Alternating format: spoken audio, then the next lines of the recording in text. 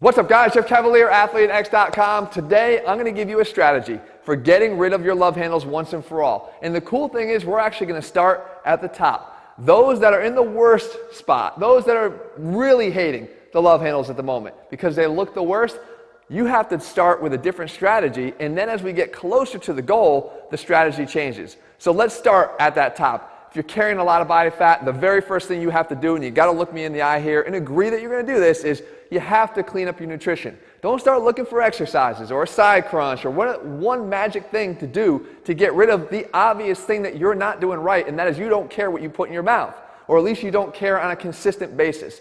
And if you do, I'm telling you, things are going to change dramatically in this area, and it's not going to take all that long to happen. Now you might say, but Jeff, I watch what I eat, or I only drink once every 3 hours.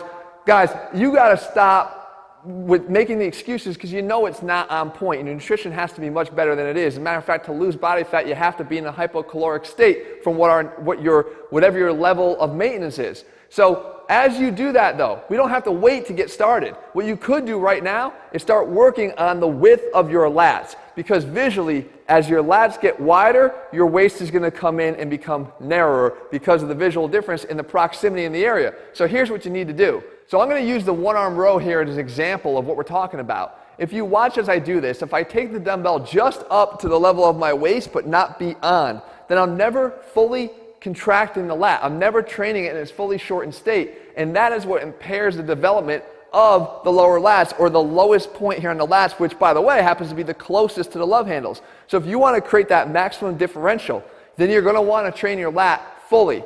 So what you might have to do is drop the weight a little bit. I know the ego lifters are going to have a hard time, especially because we all love to swing those big ass dumbbells and do nothing for the lats. You're going to have to, in this case, you're going to have to drop the weight so that you can get, without over rotating, you can get that elbow to the level of your body but past that, almost wrapping around your back. And when you do that and incorporate that in all of your lat training, you're going to feel the difference, and you're going to start to see the widening of the lats and the visual narrowing of the waist. So now the next step, provided again you're still focusing on that nutrition, you're working your way down because you're losing some of that body fat, you got to work your abs.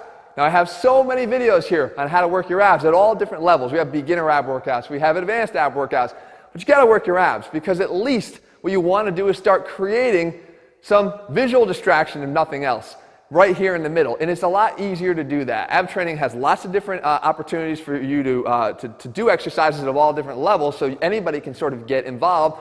And secondly, you can start to see your abs, even the top two, at a much higher level of body fat, even like 11%, 12%, you're going to start to see them, especially in the right light. So start working on your ab training. Just make sure you're consistent with it. I preach very regular ab training. You're going to want to make sure that when you get involved, you don't have to be doing this for hours and hours at a time. Minutes is fine. Just make sure you're very consistent with it and you continue to work on your nutrition. Now, we're getting in that sub 10% body fat level, but you still have a little bit of that left over here because we're guys, and that's where we carry our body fat.